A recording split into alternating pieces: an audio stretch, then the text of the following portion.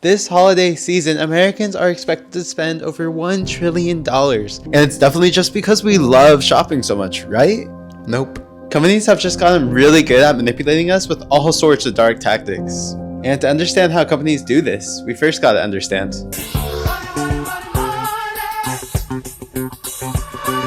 This is a mall. You've probably been in one. I always hated going to the mall when I was a child because there are so many people. But for most of my childhood, going to the mall was just how you bought things. If I wanted clothes, we drove to the mall. That was normal. But as tech developed, online shopping started becoming more and more popular.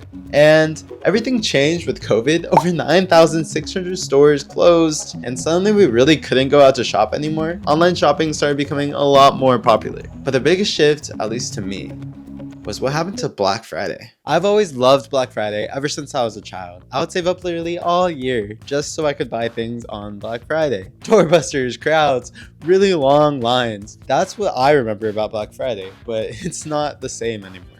With COVID, stores decided not to open at all on Thanksgiving, and store visits dropped 50% from 2019 to 2020, and stores started to do a lot more online deals. But over the past few years, Black Friday has been extending out further and further. It is now Black Month. Amazing. Best Buy started Black Friday as early as October 31st. Target started their Black Friday sales in early November. Amazon actually has the latest start, not starting Black Friday till November 20th, but this is still well beyond just the scope of Black Friday weekend. And it doesn't really make sense that stores would want to extend Black Friday unless there's some sort of incentive for them. It kind of just seems like the entire duration of November and December is just one huge sale. And you might be wondering, like,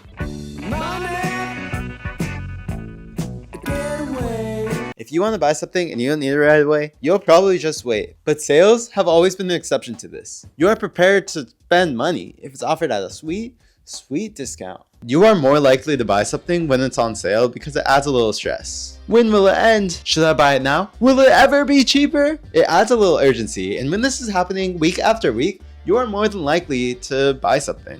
It also feels like a little win for us. We get to spend less money, but do we actually win anymore? Sales are really designed to have us spend more money, and the most recent edition, Prime Day, exposes this best. Prime Day began in July of 2015. It was supposed to be a one-time sale to celebrate Amazon's big 20th anniversary, but they didn't stop after that 1 year. They kept it going, and now it has influenced almost every other big major store to also hold a sale at the same exact time. Prime Day was created because there's not really any reason for you to spend money in the summer. There's no major gift giving holidays, and also school isn't in session. Prime Day was created for you to spend all of your money on things that you don't really need. And pretty much every other major store saw how much success Prime Day got from its deals, and they all decided to join in. For example, Target's a little bit creative with it, calling theirs Target Circle Week. But Best Buy is much less creative, just calling theirs Black Friday in July. Kind of lame of them, right? And because of all their success that they had over these 4 days, they decided, let's just copy what we already did and make another holiday. So then we got Prime Big Deal Days in October, which coincidentally, October doesn't really have any other big sale days, so now they're fulfilling that with Prime Big Deal Days. Prime Day was not created to help us save money. It was created to help us spend. And when you look closer, you start to realize something. Something interesting about Prime Day is that most items are the same price that they sell for all year, just changed to look more like a sale. So to see this, we're gonna look at this price graph of a GoTrax electric bike. Here on this graph, we can see that it only went up to its full price about 4 times this year, and coincidentally, 2 of those 4 times were before and after Prime Day, which is really good if you want to convince people to act fast and buy the bike now. And if you're thinking, well, what happened if I waited? Well, the price went even lower, which is kind of crazy considering that Prime Day is supposed to be a really good sale, but apparently not, because the price went lower literally a few days after. And this is just one example, but there are so many items on Amazon that shoot up the prices right before and right after Prime Day to pretend like you actually saved a little bit of money. Converse has this 50% off shoe sale almost every month, and the only reason why I know this is because I'm subscribed to the email list of Converse. So if I wasn't subscribed to this email list, I'll go to Converse's site and I would see this 50% off sale. And I go,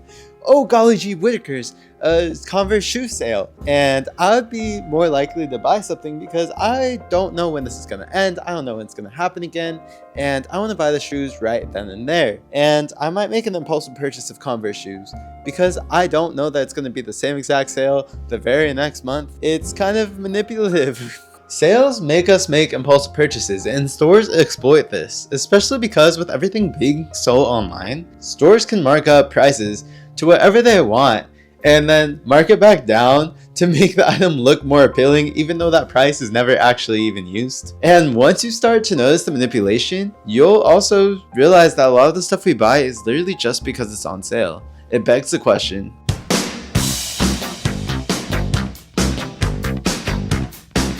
everything you use is trying to get you to buy something. Google shows you ads when you search, Instagram constantly shows you ads as you scroll, TikTok created their own shop to try to get you to buy things on their app, and you probably even watch an ad before you watch this video. When we are constantly being shown ads all the time, it puts us in this consumer mindset constantly. Even if we don't want to see an ad, we're still thinking like, I don't want that item. It's like we're constantly window shopping against our will. I buy almost all of my clothes from PacSun. This shirt was from PacSun. But when I go to the physical PacSun store, the items are almost never on sale, but the items are almost always on sale when I go online. But it's really because online, stores need your attention, and sales really help them get attention. If you're in a store, the items that you're going to look at first are the items that you really like. They don't necessarily need to capture attention because you already chose to get that store and they only have their catalog. So no matter what, they're going to make a sale and nobody else is going to benefit. But this isn't the case online. Stores now have to fight for your attention. And it kind of seems like stores care more about how they can sell you a product rather than creating an actual quality product in the first place. There's a reason why upgrading your phone from the last iPhone to the new one is only $200. If you didn't upgrade, it really wouldn't be that different. I'm using an iPhone 12 Pro Max to record right now. Some people would consider my phone really old, but there's not really that much of a difference between my phone and the newest phone. I can still get iOS 26. I'm still filming in 4K right now, but I almost convinced myself that I needed the new iPhone when I saw all the flashy marketing and all the hype surrounding having the latest greatest iPhone. I don't think I actually wanted it until I saw the ads. When the iPhone first came out, with every new iPhone, there's a huge jump in innovation. The iPhone 5 added Touch ID, the iPhone 6 added bigger screens with the plus options. The last really big shift Apple made was removal of the home button and the addition of facial ID with the iPhone 10. But after that, it's mostly been copy-paste. Apple has been really reliant on their marketing now rather than actual innovation. And companies are also just trying to add as many cool things as they can. Like smart fridges let you knock on the door to see what's inside, or they'll have an Alexa on your fridge. But who's really using any of this stuff on their fridge? Like, you have a phone in your pocket, or you can just open your fridge. All of these features are just kind of pointless. Home Assistant seemed really cool, and now I finally have one. I have a Google Home, but the only really functions that I use it for is to tell me the time, set an alarm, and I use it as a speaker for music. The Google Home is basically a talking alarm clock for me. It's just so much hype surrounding all of these different kind of pointless items that make us want to buy them in the first place. And combine this with all the different tactics that corporations use to make us want to buy things in the first place, it becomes really hard to figure out what we actually need to buy. So like,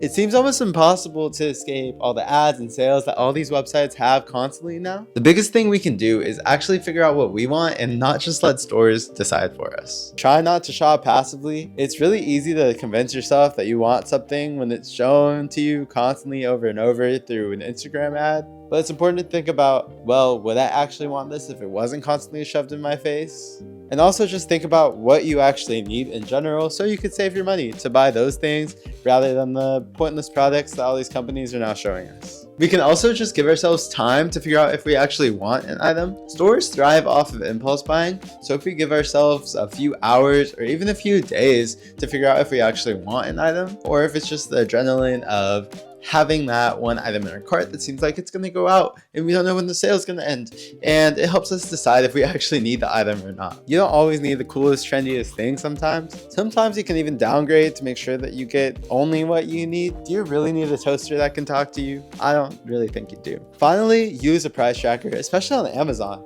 because I don't actually think many of them actually have sales all the time, and I think they're usually faking it to try to get your attention. But you obviously can't track down every price ever on every website. So when you can't track down the price, just ask yourself, would I still buy this item if the sale price were its regular price? If the answer is no, then don't buy it. At the end of the day, every company wants you to buy their product, so it's up to us to be able to decide for ourselves what we actually want and what we want to spend our money on.